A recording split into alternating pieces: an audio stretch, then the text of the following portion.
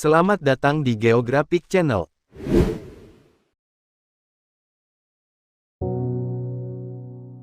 Saat mendengar kata Swiss, hal yang melekat di ingatan kita adalah tentang coklatnya yang lezat dan berkualitas. Tak hanya coklatnya saja, Swiss juga terkenal memiliki pemandangan yang mempesona. Hal ini ditambah dengan kebersihan tiap kotanya yang membuat mata kita dimanjakan dengan pesona yang indah. Selain coklat dan keindahannya, ternyata Swiss menyimpan banyak fakta menarik yang perlu diketahui. Swiss, secara resmi bernama Konfederasi Swiss adalah negara federal berisi 26 kanton atau negara bagian di Eropa Tengah yang terkurung daratan dan berbagi perbatasan dengan Jerman di utara, Prancis di barat, Italia di selatan, Kerajaan Liechtenstein dan Austria di timur. Swiss memiliki luas wilayah 41.285 km persegi. Meski Swiss tidak memiliki lautan, namun Swiss adalah negara yang sebagian besar wilayahnya terdiri dari pegunungan Alpen dan memiliki lebih dari 100 danau yang tersebar di seluruh Swiss, yang menjadikan Swiss negara dengan pemandangan alam yang sangat indah. Swiss dikenal sebagai negara netral namun tetap memiliki kerjasama internasional yang kuat. Ibu kota negara ini adalah Bern. Kota-kota penting lainnya adalah Zurich, kota terbesar di Swiss, Basel, dan Jenewa, yang menjadi lokasi berbagai badan internasional seperti PBB, WHO, Organisasi Buruh Internasional, dan FIFA. Swiss berasal dari Konfederasi Swiss lama yang didirikan pada abad pertengahan akhir setelah serangkaian keberhasilan militer melawan Austria dan Burgundia. Piagam Federal 1291 dianggap sebagai dokumen pendirian negara, yang dirayakan pada Hari Nasional Swiss setiap tanggal 1 Agustus. Sejak reformasi abad ke-16, Swiss mempertahankan kebijakan netralitas bersenjata. Kemerdekaan Swiss dari Kekaisaran Romawi Suci secara resmi diakui dalam Perdamaian Westphalen pada tahun 1648. Swiss tidak melakukan perang internasional sejak tahun 1815. Negara ini baru bergabung dengan PBB pada tahun 2002, meskipun menjalankan kebijakan luar negeri yang aktif, termasuk sering berpartisipasi dalam proses pembangunan perdamaian di seluruh dunia. Swiss adalah salah satu negara paling maju, ia memiliki kekayaan nominal per orang dewasa tertinggi di negara manapun dan produk domestik bruto per kapita tertinggi ke-8 dunia. Swiss berperingkat tinggi dalam beberapa metrik internasional, termasuk daya saing ekonomi, pembangunan manusia, dan pemerintahan demokratis. Kota-kotanya seperti Zurich, Jenewa, dan Basel termasuk yang tertinggi dalam hal kualitas hidup. Perekonomian Swiss adalah salah satu perekonomian pasar bebas yang paling maju dan berkembang pesat.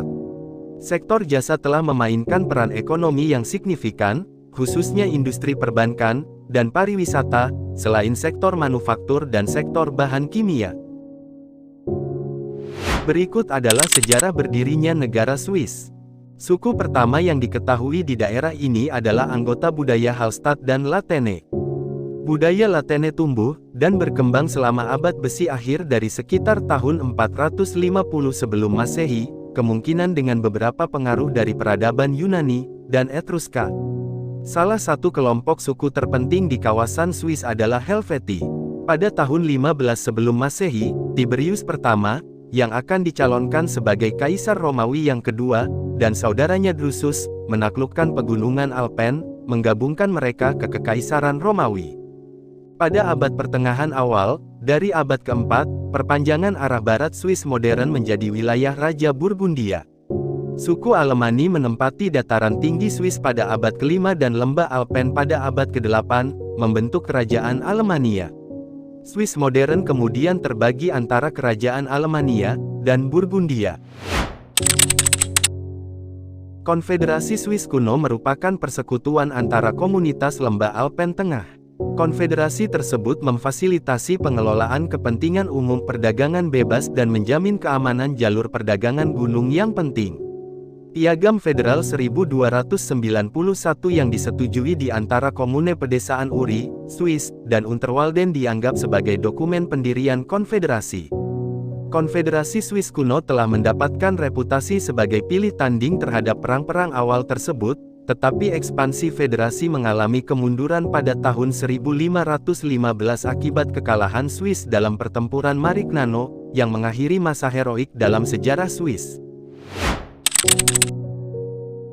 Pada tahun 1798, pasukan revolusi Prancis menaklukkan Swiss, dan menegakkan konstitusi baru yang seragam, yang memusatkan pemerintahan negeri, dan secara efektif menghapuskan kanton.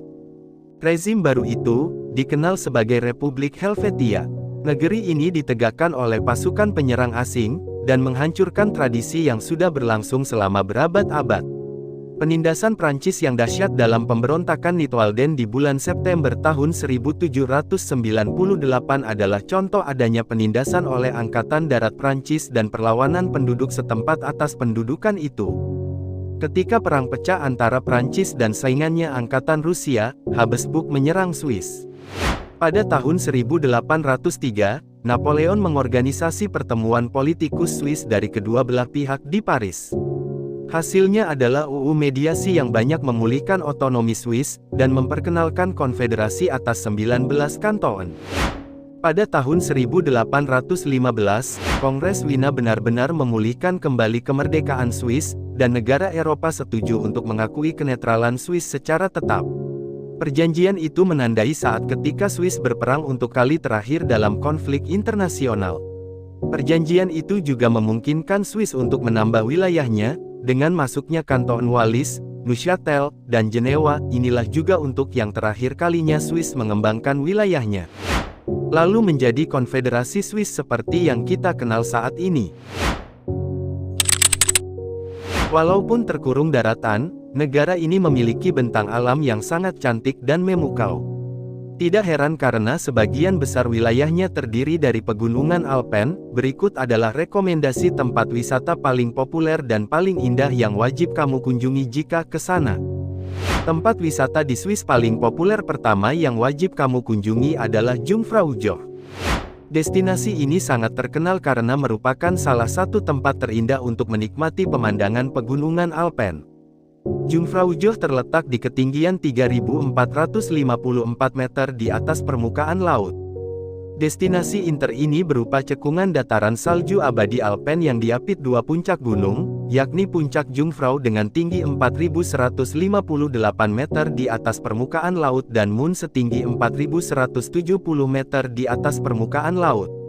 Banyak aktivitas musim dingin di Swiss yang bisa kamu lakukan di Jungfrau Joch, seperti mendaki, bermain salju, bermain ski, makan di restoran puncak gunung dengan pemandangan yang menakjubkan, hingga snowboarding. Untuk menuju ke sini, kamu dapat menggunakan kereta listrik yang dinamakan Jungfraubahn. Letak stasiunnya yang sangat tinggi ini membuat Jungfrau Joch dikenal dengan sebutan Top of Europe. Sudah pernah mendengar kota kecil yang sangat cantik di Swiss ini? Zermatt sangat populer di kalangan turis karena destinasi ini sangat tenang dan jauh dari keramaian. Dari Zermatt kamu juga bisa melihat Gunung Matterhorn dengan jelas. Lokasinya yang berada di tengah pegunungan membuat pemandangan sekitarnya sangat memesona. Suasana Zermatt di kala senja juga tidak boleh dilewatkan. Menjelang malam, kota ini akan semakin memukau dengan cahaya lampu yang berpijar dari rumah-rumah dan penginapan yang ada di sekitar. Ada banyak sekali tempat wisata yang ada di Swiss, karena Swiss memiliki lanskap pegunungan dan danau yang sangat indah. Namun untuk mempersingkat video, kami hanya merangkum beberapa saja untuk Anda. Selain Matterhorn dan Jungfrau Joch, Swiss juga memiliki beberapa gunung yang sangat indah seperti Gunung Titlis dengan ketinggian 3029 meter di atas permukaan laut yang berada di Engelberg dan Gunung Pilatus dengan ketinggian 2128 meter di atas permukaan laut dengan puncak tertinggi bernama Tomlinson dan menghadap ke Lucerne. Tempat wisata lain yang bisa Anda kunjungi adalah Danau Luzern, Danau Lugano, Danau Thun, Jembatan Kapel, air terjun Rhein, dan Jenewa.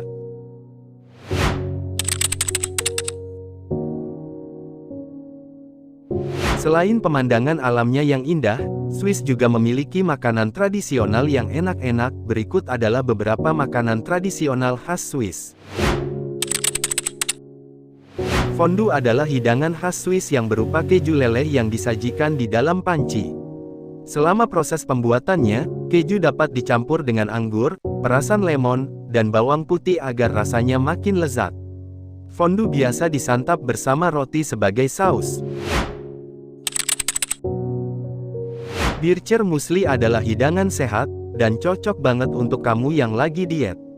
Karena Bircher muesli ini terdiri dari sereal, sayuran, kacang-kacangan, jus lemon, susu kental manis, dan buah-buahan yang melimpah. Terima kasih sudah menonton video ini, jangan lupa like, komen dan subscribe.